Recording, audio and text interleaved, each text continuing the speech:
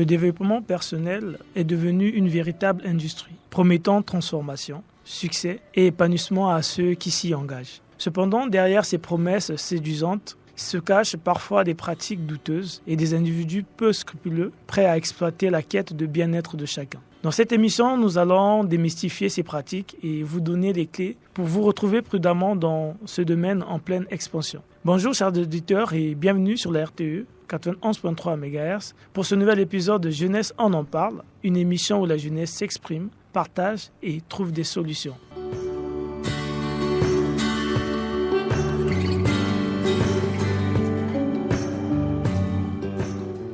Comment ne pas se laisser duper par les gourous du développement personnel? C'est le thème de cet épisode de Jeunesse on en parle. L'objectif est de vous fournir les outils nécessaires pour que vous puissiez bénéficier des aspects positifs du développement personnel tout en évitant les pièges qui vont avec. Et merci donc, chers auditeurs, pour votre fidélité à ce programme. Merci également à l'équipe technique qui nous accompagne, à Mourdedi qui est de l'autre côté de la vitre et qui est là pour s'assurer de la bonne tenue de l'émission. Je suis avec Monsieur Murphy Ponzo.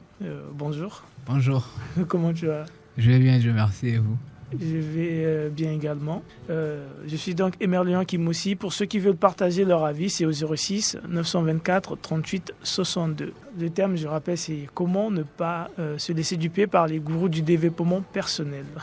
Je suis content de vous recevoir. J'espère que vous êtes vraiment prêts parce que c'est un sujet qui a donné beaucoup d'enthousiasme à nos auditeurs et à ceux qui nous suivent sur les réseaux. Ils ont vraiment hâte d'écouter ce que vous avez à dire. J'espère que vous êtes bien préparés pour ça. J'espère pouvoir être à la hauteur de leurs attentes. D'accord. Alors la première question, normalement, par rapport au thème, c'est donc, c'est quoi le développement personnel? Alors, moi je dirais que le développement personnel est un processus, un ensemble de mécanismes par le biais desquels l'être humain arrive à atteindre le dépassement de soi. Pour être simple, c'est en faisant certaines choses, en se rendant compte de qui on est et en prenant conscience dans quelle mesure on peut s'améliorer en tant qu'être humain. C'est là qu'intervient le développement personnel. Comme son nom l'indique, c'est le développement personnel. Ça veut dire que c'est une amélioration de l'être humain. On s'améliore non seulement pour se sentir bien avec nous-mêmes, mais aussi et surtout dans nos interactions avec les autres. Voilà un peu comment je peux définir le développement personnel. D'accord. Sur les réseaux sociaux, on voit beaucoup de gens s'autoproclamer coach en développement personnel. On voit beaucoup de contenu sur le développement personnel tous les jours, je pense surtout sur TikTok aujourd'hui. Tous les jours, il y a quelqu'un pour nous parler, pour nous dire ce qu'on doit faire dans la vie, pour nous rappeler qu'on est feignant quand on n'agit pas. Qu'est-ce que vous pensez de cette vague-là? Bon, moi personnellement, déjà, c'est une vague que je n'apprécie pas beaucoup parce que aujourd'hui, comme vous l'avez relevé, les gens ils se lèvent un matin et ils font des vidéos en parlant d'eux. Et la plupart du temps, ce sont des gens qui eux-mêmes n'ont pas pu atteindre le dépassement de soi, qui eux-mêmes ne font pas grand-chose de leur vie et qui se permettent de dire aux gens qu'ils doivent se lever, qu'ils doivent ne pas se considérer comme des paresseux, qu'ils doivent avoir le mindset et tout. En réalité, ce que ces gens ne comprennent pas, c'est que en tant qu'être humain, on a une vie à construire. Et la plupart du temps, on la construit en tenant compte de nos réalités sociétales, en tenant compte de l'environnement familial et social duquel on vient, en tenant compte de nos aspirations. Moi, je peux pas me lever un matin et pouvoir traiter les gens de, je sais pas quoi, vouloir dire à tout le monde d'être constamment motivé, de dire à tout le monde de se reposer. Non, mais par exemple, moi, personnellement, j'aime m'amuser. J'aime apprendre quand c'est ludique. C'est-à-dire que je serais quelqu'un qui, en travaillant, je peux travailler pendant 1 heure et prendre 15 minutes à m'amuser, à écouter de la musique, à regarder une vidéo. C'est comme ça que je suis très proactif. Quand vous vous levez, vous dites à quelqu'un comme moi qu'il faut que je sois constamment concentré, il faut que je bosse constamment. Ce que vous me dites ne me convient pas à ma personnalité. Et c'est ce qu'aujourd'hui les gens ne comprennent pas sur les réseaux sociaux. On se lève, on fait des vidéos, on ne comprend pas quelle personne reçoit les informations que nous donnons. On ne connaît pas l'impact que peuvent avoir nos mots sur les gens qui nous regardent, mais tout le monde le sait, c'est simplement au vu d'être assez visible, en vue de pouvoir avoir une communauté assez large et on se permet de pouvoir dire certaines choses que l'on ne comprend pas forcément et que nous-mêmes parfois on n'applique pas. Je comprends ce que vous dites. Alors, selon vous, pourquoi certaines personnes se tournent vers le développement personnel? Pourquoi les gens vont voir ces vidéos-là ou chercher un coach en fait de leur vie? Ok, bon, la première raison serait le fait de pouvoir chercher de l'épanouissement ou encore du réconfort. Vous savez, comme j'ai dit, nous sommes des êtres humains parsemés de qualités et des faiblesses. Il arrive à un moment que l'on ne se sente plus nous-mêmes dans notre corps, ou encore eu égard à l'endroit. Je vais faire simple. Tel que nous sommes aujourd'hui en tant qu'être humain, on est le fruit de la famille dans laquelle on vient, du quartier dans lequel on a grandi, des écoles que nous avons fréquentées. C'est ce qui a fait de nous les êtres humains que nous sommes, avec nos faiblesses et nos forces. Et lorsqu'on se rend compte que, eu égard à l'évolution des choses, il y a certains manquements dont nous faisons preuve, on veut d'une certaine façon nous améliorer. On veut d'une certaine façon trouver des mécanismes qui seraient de nature à nous rendre un peu plus épanouis. Certains trouvent ces réconforts-là dans la religion ou encore dans d'autres choses. Mais la plupart du temps, on choisit le développement personnel parce que c'est vraiment un domaine qui nous permet de pouvoir trouver des véritables mécanismes épanouissants, des mécanismes qui nous permettent d'apprendre à nous connaître, de savoir qui on est réellement, de pouvoir déceler nos talents ainsi que nos faiblesses en vue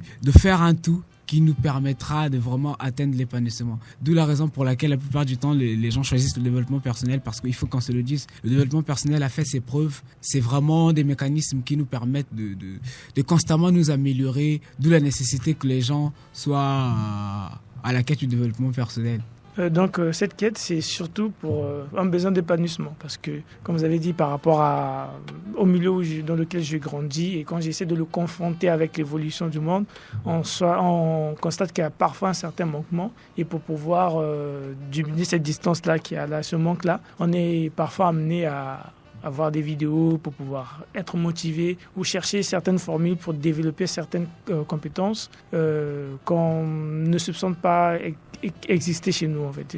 Je crois que c'est ce que vous avez voulu dire par rapport à ça. Mais si on revient au thème, c'est comment ne pas se laisser duper par les gourous du développement personnel. Ça veut dire que quelque part, on ne vient pas forcément trouver satisfaction quand on voit ces vidéos là, ou quand on suit les coachs ou les gourous du développement personnel. Ça veut dire que quelque part, il y a un danger. Et selon vous, quels sont les dangers potentiels qui existent quand on essaie de suivre cette tendance-là? On essaie de suivre les conseils. Alors, les dangers, les premiers dangers seraient le fait que la plupart du temps, quand ces gens-là font des vidéos, on ne tient pas compte de la personnalité de qui nous regarde. Ça, c'est le premier danger, parce que quand on dit c'est un développement personnel, c'est une amélioration qui est centrée sur l'individu. Et cet individu, on l'améliore comment? En tenant compte de qui il est. Lorsque nous regardons des vidéos où des gens parlent, ils parlent par rapport à eux, par rapport à leurs expériences, et ils se permettent de dire aux gens ce qu'ils doivent faire. C'est cela le premier danger d'abord, le fait de ne pas savoir qui regarde cette vidéo. Parce qu'une vidéo qui serait peut-être très inspirante et positive pour une personne serait très déplaisante pour une autre. C'est cela le premier danger. Et le deuxième danger serait le fait que lorsque les gens en quête de réconfort vous suivent, de quelque façon, ils arrivent à faire une fixation sur vous en se disant que vous avez le monopole de la motivation, que vous êtes une personne sans faute, qui ne commet jamais de bêtises, qui ne commet jamais d'erreurs. Ce qui fait qu'ils arrivent à baser leur foi sur vous. C'est pas une sorte d'idolâtrie, mais c'est un peu à l'image des personnes qui finissent par tomber amoureux de leur psy. C'est qu'on arrive tellement à s'identifier à ce que la personne nous dit. On se dit oui, c'est cette personne-là qu'il nous faut. Et lorsqu'on finit par se rendre compte que c'était du pipeau, lorsqu'on finit par se rendre compte qu'en réalité, cette personne, ce qu'elle disait, elle ne le faisait même pas, non seulement on est triste d'avoir fait confiance à une personne qu'il ne fallait pas, mais on finit par devenir triste aussi du fait de ne pas avoir trouvé ce qu'on recherchait. C'est cela aussi le véritable danger de ce que font les gourous sur les réseaux sociaux. Ne pas tenir compte de spécificité des gens, ne pas faire ce qu'ils disent, d'où le fait que les gens finissent par être lésés et ne pas trouver satisfaction, malheureusement. Donc, si je suis votre logique, ça veut dire que le contenu qu'on trouve sur les réseaux de développement personnel, c'est pas forcément adapté à tout le monde. C'est parfois un peu trop généraliste ou ça parle pas forcément aux bonnes personnes. Après, du coup, je pense que ça reste mon avis, je pense. Mais quand on regarde une vidéo, lorsqu'elle nous plaît pas, on change. Il y a beaucoup de coachs, disons ça comme ça, qui publient des choses. C'est-à-dire que c'est à l'auditeur, quand il regarde, le programme ne me plaît pas, ou encore le contenu, le sens du contenu ne s'adapte pas à moi, je vais ailleurs. Je pense que quelque part, c'est pas forcément la faute à la personne qui publie sa vidéo, parce que lui, quand il écrit, il a eu une ligne éditoriale, disons ça comme ça, il sait à qui il veut parler, à quel genre de personne il veut parler. Et je pense que même vous, sur les réseaux, il y a des coachs, tu as suivi une certaine vidéo de lui, mais les autres, tu ne les aimes pas parce que, quelque part, ça ne répond pas forcément aux besoins ou à tes convictions, en fait. Quelque part, il n'y aurait pas un travail du genre que la personne qui veut regarder les vidéos, il n'y a pas un travail au préalable qu'il doit faire sur lui avant d'aller sur ses réseaux? Très bonne question. Alors, pour répondre d'emblée, naturellement, comme on dit, il faut savoir ce qui est bien pour nous et ce qui ne l'est pas. Moi, par exemple, quand il y a des gens que je suis et des gens que je ne suis jamais. En dépit du fait qu'ils soient très bons, mais je ne les suis pas parce que j'estime que sa façon de faire ne me convient pas à moi. Mais comment j'arrive à déterminer que cette chose ne me convient pas? Parce que je me connais. Parce que je sais ce qu'il me faut, je sais ce qui est bien ou pas pour moi. Et malheureusement, certaines personnes n'arrivent pas forcément à savoir ce qu'ils veulent réellement ou encore ce qu'il leur faut. Je vous donne un exemple simple. Si jamais un gars accro au jeu d'argent ou à la boisson tombe sur une vidéo où on lui dit « Ne change pas ce que tu es ».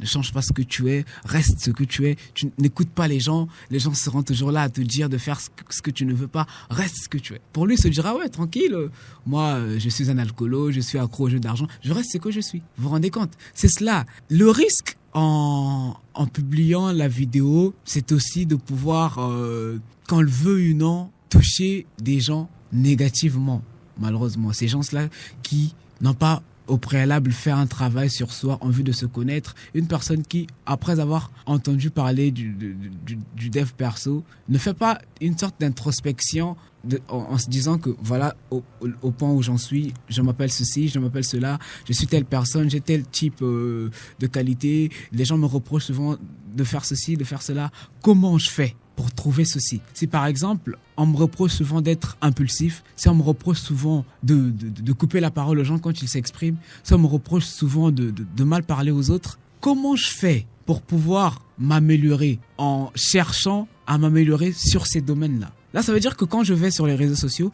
quand je vais dans un livre, je vais chercher un livre qui me permettra à assainir mes rapports avec les autres, un livre qui me permettra à mieux accorder de l'importance à mon interlocuteur. Je saurai exactement ce que je cherche. Mais pour les gens qui ne savent pas ce qu'ils cherchent, ils arrivent, ils tombent sur des gens déjà qui sont malléables parce qu'ils sont à la quête, ils cherchent quelque chose, ils tombent sur une vidéo où on leur raconte n'importe quoi. Qu'est-ce qu'ils font? Malheureusement, ils tombent dedans. C'est cela. On leur raconte n'importe quoi par rapport à leur quête, en fait.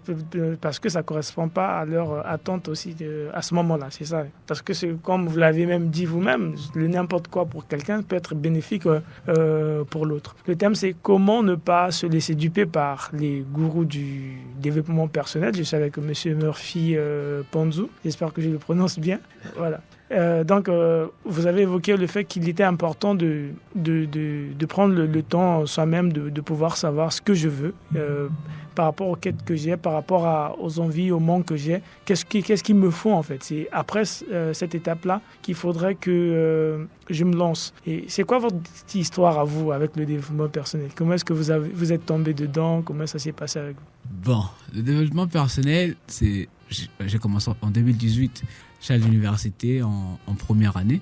Bah moi, j'ai grandi à Pointe-Noire. Je viens l'un des quartiers les plus périphériques de Pointe-Noire, Bissongo. Ce sont les quartiers où c'est normal de voir un gamin commencer à fumer dès l'âge de 15 ans, à traîner un peu dans le quartier et tout. Et aussi, lorsque j'arrive à l'université, je m'étais rendu compte que non seulement j'avais beaucoup de manquements par rapport à moi quand je voyais les autres, eu égard au fait que je savais pas toujours comment parler aux autres, je savais pas toujours comment respecter les autres. Et aussi, ça commençait à me parler. Je me disais, mais il y a un problème, j'ai un problème. Quand je vois les autres, je m'observe moi-même, je me rends compte que j'ai des manquements. Comment je fais? Je commençais à lire les livres, je lisais, essentiellement c'était des romans. Et un jour, je rentrais de la fac, j'ai vu un grand en train de lire un livre. C'était Les lois du succès de Paul Clément Jagot. Je lui ai demandé s'il pouvait me le prêter. J'ai pris le livre. Et en lisant ce livre, c'était la première fois de toute ma vie que quelqu'un me disait que je pouvais devenir un tout autre être humain. C'était la première fois de toute ma vie que quelqu'un me disait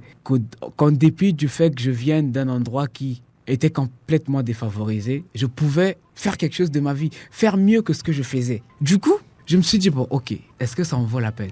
Essayons. Donc, dans le livre, le gars, il proposait tout un tas de mécanismes qui vous permet de pouvoir apprendre à vous connaître vous-même, mais aussi à vous améliorer vos interactions avec les autres. Parce qu'il y a un aspect qu'on ignore souvent. Il n'y a pas que le développement personnel en tant que le côté positif, mindset, mentalité de gagnant, mais il y a surtout la communication relationnelle. Et c'est surtout la partie la plus essentielle parce qu'on peut être une personne avec une mentalité de gagnant, mais lorsqu'on ne sait pas comment s'entretenir avec les autres, lorsqu'on ne sait pas comment être avec les autres ou encore être au service des autres, on n'y arrivera jamais. Donc ce que j'ai fait, j'ai commencé à lire ce livre qui m'a poussé à lire d'autres et je mettais en pratique. Le véritable point, c'est la mise en pratique. Au départ, quand vous êtes habitué à aimer la couleur bleue et qu'on vous dit que vous allez commencer à aimer le rouge, c'est pas facile. Hein. Vous allez abandonner, il y aura des moments où vous n'aurez pas envie de faire ça. Mais j'ai appris que lorsqu'on veut changer des choses importantes, il faut faire des changements importants. Je me suis rendu compte de la raison pour laquelle j'ai voulu changer, parce que j'étais accro à la cigarette, j'étais un peu accro à certaines drogues et tout. Je me suis dit que c'était une nécessité pour moi de changer cela. J'ai gardé à l'esprit la volonté de pouvoir changer, de pouvoir devenir quelqu'un de mieux. Et chaque fois que j'avais envie de laisser tomber, je me souvenais de la raison pour laquelle j'ai décidé d'entreprendre cette voie. Et j'ai continué à garder le cap, Je vais vous donner un exemple simple. J'avais commencé le processus, je l'ai commencé en 2018, mais par exemple, j'ai définitivement arrêté de fumer en 2020. Ça m'a pris 2 ans, vous vous rendez compte? Et c'est ce qui aussi, malheureusement, ces gens-là ne disent pas aux gens. C'est que c'est un processus très lent, très difficile, auquel on peut renoncer à n'importe quel moment. Il arrivera des moments où on voudra laisser tomber, et même des jours où on ne fera plus. Mais c'est le sentiment de pouvoir se dire que je peux arriver à faire mieux, je peux m'améliorer et de se souvenir la raison pour laquelle on a voulu faire ça qui nous permet d'aller de l'avant. Donc voilà un peu mon histoire avec le développement personnel. Je me suis immergé, j'ai pris plaisir à apprendre de moi-même et des autres. Et on fait le chemin, on avance un tout petit peu, on arrive à aider aussi les autres à faire ce qu'on a fait. Voilà un peu ma petite histoire avec le développement personnel. D'accord. Je suis content d'écouter ce parcours-là. Je ne m'y attendais pas. C'était très important parce que je pense que c'est une réalité que traversent beaucoup de personnes et c'est important d'avoir ce genre de témoignage.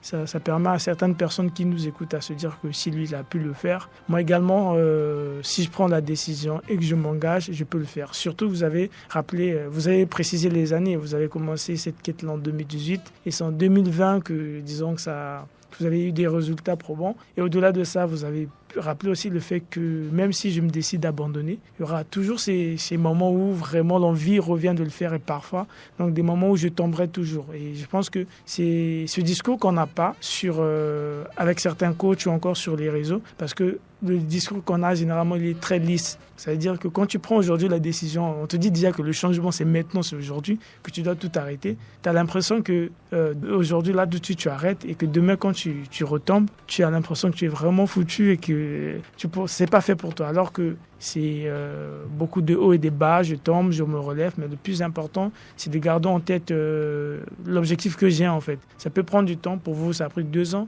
il y en a pour qui ça a pris juste 1 année ou peut-être 3 mois pour les autres, parfois en une journée aussi il a pu prendre une grosse décision et je pense que chacun doit faire par rapport à ce qu'il est, par rapport à son profil. Et comment donc on arrive à choisir des programmes adaptés à notre quête, à notre objectif? Bon, on arrive à bien choisir les programmes, comme j'ai dit, en se rappelant tout d'abord de ce qu'on cherche.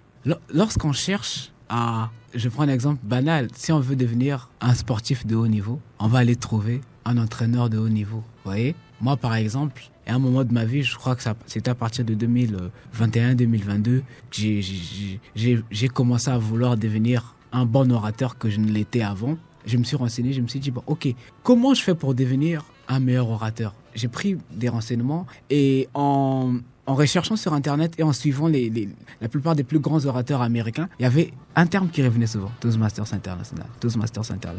Un endroit qui forme les gens en art orateur et tout. J'ai dit, ok, donc c'est l'endroit où il faut que je sois. Et en 2023, j'ai rejoint Toastmasters, ce qui m'a valu d'être le lauréat du concours d'éloquence organisé par l'Union européenne. Et c'est cela. Donc, l'idéal, c'est de savoir ce qu'on cherche d'abord. Parce que si vous prenez un taxi et que vous dites au chauffeur, emmenez-moi où vous voulez. Vous prenez un taxi à Congo Pharmacie, il vous descend au casino, il vous facture 2000.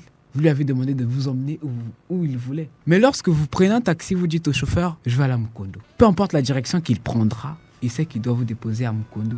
C'est cela, ça veut dire que allez sur les réseaux sociaux, allez sur ces sites ou encore allez écouter ces gens-là tout en sachant exactement ce que vous voulez. Parce que si vous ne savez pas ce que vous voulez, d'autres personnes décideront de ce que vous voulez à votre place. Et la plupart du temps, ça ne nous convient pas. Allez là-bas en sachant exactement ce que vous cherchez. Parce qu'en sachant ce que vous cherchez, vous saurez aussi ce que vous ne cherchez pas. Lorsque vous vous rendez compte que vous n'êtes pas en mesure, honnêtement, en toute humilité, lorsque vous vous rendez compte que vous n'êtes pas vraiment en mesure de savoir ce qu'il vous faut, n'allez pas. Prenez d'abord le temps d'apprendre à vous connaître. Prenez vraiment le temps. Parce que aujourd'hui, on ne dit pas souvent ça, mais beaucoup de gens souffrent de dépression ici, à cause de ce qui se passe sur les réseaux sociaux. Et ça a été démontré que les personnes les plus actives sur les réseaux sociaux souffrent d'un taux de dépression plus élevé que ceux qui ne sont pas actifs sur les réseaux sociaux. Du coup, pour arriver à déterminer les programmes qui seront le mieux adaptés à vous, sachez d'abord ce que vous voulez. Sachez d'abord ce que vous voulez. Si vous estimez que vous pouvez y aller et savoir faire le discernement, c'est très bien pour vous.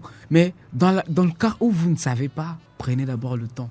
De grâce, prenez d'abord le temps. Prendre le temps, c'est ça le mot d'ordre, prendre le temps de pouvoir s'analyser et tout. C'est vrai, j'aimerais que ça sorte de vous, j'aimerais que vous donniez en fait, vous aidiez parce que depuis le début on parle du fait de se connaître avant d'aller connaître destination, ce que je veux faire, ce que je veux améliorer chez moi, ce que je veux changer. Il y a ce côté-là. Mais comment est-ce que la personne parvient à découvrir ce qu'elle veut réellement ou à connaître les manquements en fait? Comment est-ce que ça se passe en fait cette étape-là? Puisque c'est une étape importante, je pense, dans la vie. Avant tout démarrage, c'est important que je sache qui je suis aujourd'hui, ce que je veux devenir demain. Et après, comme ça, au milieu, je sais quelle formation prendre, quel coach correspond à ma vision du monde et tout et tout. Du coup, donc, comme c'est un élément central, j'aimerais bien que vous puissiez poser les bases nécessaires par rapport à ça. Comme ça, ceux qui nous écoutent vont savoir comment est-ce que je veux commencer, comment poser les bases essentielles pour pouvoir démarrer avec le développement personnel ou être attentif sur ce que je vois sur les réseaux. Alors, ça, c'est une question assez cornélienne. Maintenant, moi, ce que je veux dire par rapport à cela, c'est que comment on apprend à se connaître, d'abord, c'est notre entourage, l'endroit où on vient et aussi ce qu'on fait en s'observant. C'est très important de s'observer. Quelles sont les petites choses que nous faisons et qui nous rendent heureuses ou heureux? Quelles sont ces choses qui, quand on le fait, on sent que ça peut être faire du sport, ça peut être écouter de la musique, ça peut être parler aux gens. On sent que chaque fois qu'on fait cela, il y a une sorte de bonheur et de plaisir qu'on trouve qui parfois on n'arrive pas à expliquer. C'est aussi une piste qui nous permet de nous connaître. Une autre piste serait de tenir compte de la critique. La critique aussi est un véritable levier d'apprentissage dans le sens où pourquoi on vous reproche tout le temps cette attitude? Là, je parle d'abord du point de vue personnel avant de parler éventuellement des carrières professionnelles. Je parle d'abord de l'être humain. Pourquoi on vous reproche tout le temps telle ou telle chose? Pourquoi? Essayez d'éviter le déni. Réfléchissez d'abord un tout petit peu. Peut-être que vous ne faites pas cette chose comme il se doit. Dès l'instant où vous arrivez à vous dire que oui, ils ont peut-être raison. C'est cela le véritable déclic. Dès l'instant où vous acceptez qu'il y a un problème, il y a quelque chose qu'il faut changer, vous vous dites, bon, ok, comment on le change? Comment on le change? On le change comment? C'est comme je l'ai dit, en élaborant.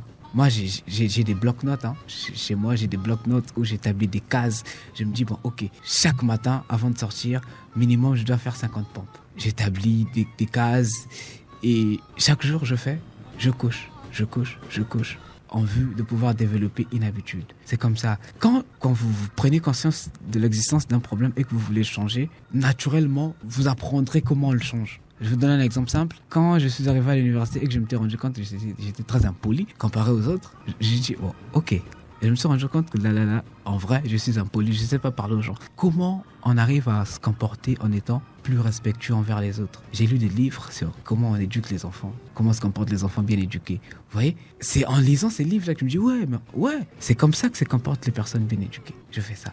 Maintenant, du point de vue professionnel, là, c'est pas toujours évident. Vous verrez des gens, au départ, je voulais être avocat, mais après, je voulais faire autre chose. Ça aussi, il y a la réalité qui rentre en ligne de compte. Mais en ce qui concerne l'épanouissement professionnel, c'est vraiment se dire que ce que je fais, je prends plaisir à faire ça. C'est vrai qu'on dit parfois, quoi que tu fasses, même si tu n'aimes pas ça, il faut que tu le fasses. Mais non, si vous prenez pas plaisir à faire ce que vous faites, vous n'y arriverez jamais. Donc, surtout sur le point, que ce soit dans le domaine des études ou encore dans la carrière qu'on choisit, Il faut vraiment qu'on arrive à déterminer que cette chose, lorsqu'on la fait, on prend plaisir à le faire. C'est ce qui nous permet même de le faire gratuitement. Quand on sait qu'on aime bien faire cette chose, ça nous permet de nous améliorer aussi en tant qu'être humain. On le fait, on apprend à nous améliorer en le faisant, on fait en sorte de devenir meilleur en le faisant et c'est impensable qu'on ne réussisse pas. Moi, c'est tout ce que je peux dire aux gens, hein. Du point de vue personnel, arriver à tenir compte des critiques, à s'observer. S'observer, c'est très important. Se questionner sur soi-même. Se dire, mais je suis quel type d'individu? C'est vrai que je m'appelle Murphy, je m'appelle Hermélion et tout, mais ça, c'est le prénom qu'on m'a donné. En tant qu'être humain, quel genre d'être humain je suis? On arrive à déterminer qui on est en sachant ce qu'on fait. Je fais ceci, je fais cela, je fais cela, je fais cela. Ah oui, donc je suis ce type de personne. Comment ne pas se laisser duper par les gourous du développement personnel? On est avec Monsieur Murphy qui nous partage son expérience.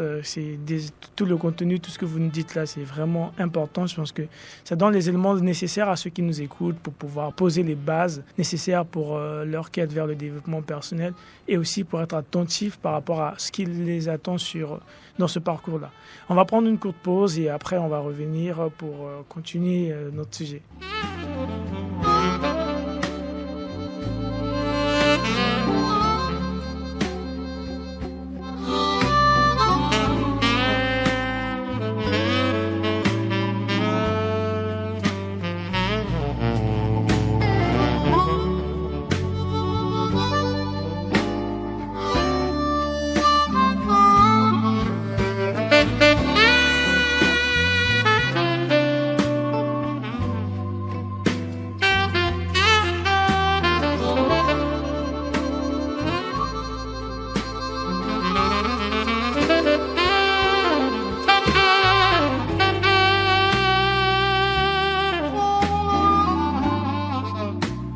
Comment ne pas se laisser duper par les gourous du développement personnel? C'est le thème de ce nouvel épisode de Jeunesse, on en parle. Vous pouvez partager vos avis au 06 924 38 62. Je suis avec Monsieur Murphy Panzou et à la première partie, il nous a partagé les éléments nécessaires pour ne pas se laisser duper. On a parlé du fait qu'il était important avant de se lancer dans cette quête-là, de se connaître, de prendre le temps pour s'évaluer, savoir ce qu'on veut réellement atteindre ou ce qu'on veut corriger chez nous. Et voilà.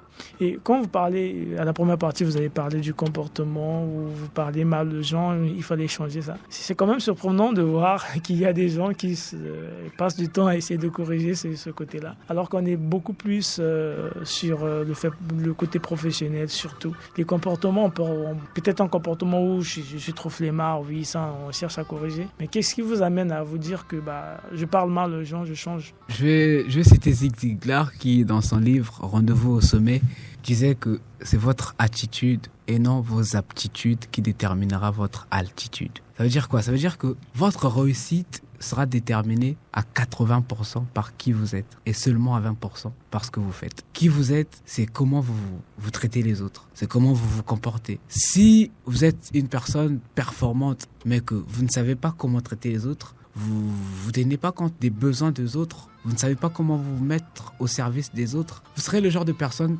brillante avec qui on n'aime pas travailler. Donc, du coup, ça veut dire que si votre quête à vouloir corriger cela, c'est vraiment lié à vos objectifs de vie, je pense, parce que professionnellement, vous aviez une vision de qui vous voulez devenir. Après, en faisant l'auto-évaluation, vous vous êtes rendu compte que le fait de mal parler aux gens, ou d'être par exemple impoli, serait peut-être un blocage par rapport à votre vision, la vision que vous avez. Donc, il faut enlever. C'est un peu ça. Donc, du coup, ça veut dire qu'il y a d'autres personnes qui se sont par exemple impolies, ils peuvent se dire, ça ne dérange pas trop, j'avance avec ça. Ah oui, mais après, il arrive qu'elles réussissent aussi, ces personnes-là. Vous voyez, mais le défaut avec ça, c'est comme je l'ai dit, c'est les gens seront forcés de rester avec vous parce qu'ils savent que vous les payez ou encore parce qu'ils savent que vous êtes puissant, vous pouvez leur faire du mal, mais les gens ne prendront pas plaisir à être avec vous. L'un des objectifs les plus percutants du développement personnel, c'est aussi être une bonne compagnie pour les autres. Parce qu'on ne s'améliore pas pour soi-même. On vit dans une société où il y a des êtres humains. On veut s'améliorer pour être une meilleure personne pour les autres. Je vous prends un exemple de Travis Kalanick, c'est le fondateur de Uber, c'est lui qui a créé Uber. Ce jeune homme à moins de 30 ans, était devenu milliardaire. Et à la Silicon Valley, il avait le respect de tout le monde. Mais il avait fini par être viré de sa propre boîte parce qu'il ne savait pas comment se comporter avec les gens. Ça, c'est un exemple comme autre, celui de Steve Jobs, qui a été viré de Apple parce qu'il ne savait pas comment traiter les autres. Il y a aussi ça que les gens ne disent pas à ces coachs-là quand ils passent sur les réseaux sociaux. C'est l'élément le plus déterminant. Savoir comment s'entretenir avec les autres. C'est ce qu'on appelle par la communication relationnelle. C'est très très important de savoir que parler ne signifie pas se faire écouter ou encore se faire entendre. Ou encore, se faire entendre ne signifie pas se faire comprendre. Comment on arrive à déterminer ça? C'est en améliorant notre façon de traiter avec les autres. Savoir se dire que je parle avec un être humain qui a des émotions. Je parle avec quelqu'un qui n'a pas grandi dans le même milieu que moi. Je parle avec quelqu'un qui ne comprend pas les choses de la même façon que moi. Je parle à un être humain. Quand on n'a pas ça dans l'esprit, quoi que l'on fasse, et ces gens comme ça, j'ai aucun respect pour eux. Vous pouvez être PDG, qui que vous soyez. Quand je me rends compte que vous ne respectez pas les gens, vous n'avez même pas mon respect, je ne vous calcule même pas. C'est un plaisir d'écouter ça. C'est important parce que par rapport à vos réponses, à ce que vous dites, ça veut dire que vous avez cette vision du développement personnel qui vous aide. C'est vrai, à vous découvrir, à grandir, mais pas grandir au niveau où je m'impose devant tout le monde, non, mais je grandis pour pouvoir mieux m'intégrer dans la société et en même temps m'épanouir, parce qu'en vrai, l'épanouissement ne passe pas forcément, pas seulement par nos efforts personnels. Il y a cette contribution du milieu qu'on fréquente, des gens qui nous entourent et tout ça. Et c'est ce que vous plaignez par rapport aux coachs d'aujourd'hui qui ne mettent pas en avant ce côté-là. Si je comprends bien, c'est exactement ça. Mais après, même le fait de s'imposer, vous savez, il y a une certaine façon de s'imposer. Il y a aujourd'hui des grands leaders dont je ne vais pas citer les noms pour ne pas faire l'apologie, mais ils en sont arrivés à ces stades comment? Bon, je prends un exemple de Madiba Mandela. Pourquoi il a été adulé par tout le monde comme ça? Parce que les gens se sont rendus compte qu'il était prêt à faire la même chose pour eux. Quand vous êtes une personne qui, au-delà d'être très très compétente en termes d'aptitude, et que vous savez parler aux gens, vous savez respecter les gens seraient prêts à mourir pour vous. Les gens seraient prêts à vous porter sur leur dos pour vous élever. C'est ça. Ça veut dire que moi, je ne veux pas briller en éteignant les autres. Je veux briller tout en faisant briller les autres. C'est cela la véritable clé du leadership. Et c'est cela le véritable enseignement qu'on doit tirer du développement personnel. Si on n'arrive pas à tirer ça du développement personnel, il y a un problème.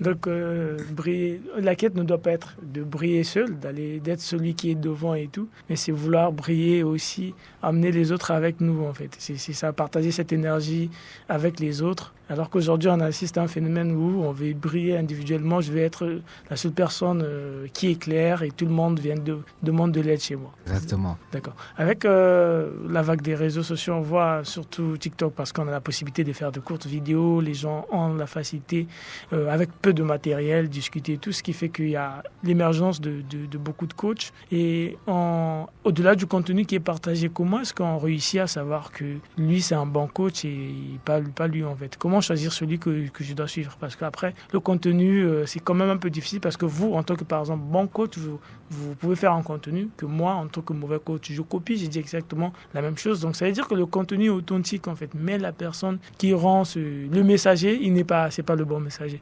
Comment on arrive à faire cette distinction-là? En sous-entend que moi, en tant que personne, j'ai respecté ce que vous avez dit à la première partie. J'ai pris le temps de me connaître. Je sais ce que je veux. Je sais où est-ce que je veux aller. Je connais ce qui me manque aujourd'hui. Je sais quelle formation je veux. Et là, je vais sur les réseaux maintenant pour chercher cette formation-là. Comment est-ce que je fais maintenant le bon choix du formateur, en fait? Oui. Là, ça me fait penser à Youssoufa qui disait qu'on peut avoir le bon message tout en restant un mauvais messager. Et sur ce point-là, il faut être plus vigilant. Dans le sens où, lorsque vous vous rendez compte que cette personne vous prodigue des conseils qui seraient de nature à aller à l'encontre des principes que vous vous êtes créés, ou encore des aspirations que vous vous êtes créées, ne le suivez pas. C'est aussi simple que cela. Là, on a traversé l'étape où vous ne saviez pas ce que vous cherchez. Nous sommes là. Maintenant, vous vous dites, bon, ok, puisque je veux être telle personne, je veux suivre des personnes ou encore des coachs qui m'aideraient à devenir cette personne. C'est-à-dire que moi, par exemple, je vais suivre Barack Obama parce que j'estime que c'est le genre de leader à qui je peux m'identifier. Ou encore, je veux suivre Cristiano Ronaldo parce que j'estime que c'est le genre de personne à qui je veux m'identifier en termes de mentalité, en termes d'autodiscipline et tout. Mais je ne veux pas suivre un type comme Neymar parce que, au-delà du fait qu'il soit talentueux, son profil ne correspond pas à ce que je cherche. C'est comme ça qu'on arrive à faire le choix. C'est-à-dire que Dieu merci, je ne suis pas sur TikTok, je ne sais pas trop comment on utilise, mais quand vous suivez les gens, vous écoutez, vous vous rendez compte que non, cette personne-là, ce qu'elle dit ne me convient pas. Changez.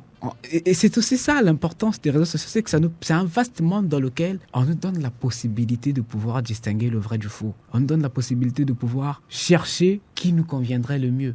Il y a des gens que j'ai découverts sur les réseaux sociaux qui sont extraordinaires. Des personnes incroyables que j'ai envie de rencontrer dans quelques années, si Dieu me prête vie. Mais je les ai découverts comment ? En zappant, en disant, ouais, il est bien quand même, mais non, je l'aime pas trop. Ouais, oui, lui, ça va. Ah, lui, il est bon. Non, j'aimerais bien suivre quelqu'un comme lui. Et c'est comme ça. Par exemple, je vais vous donner un exemple simple. Il y a un gars qu'on adulte souvent chez les jeunes, Alex Etienne, qui fait des trucs.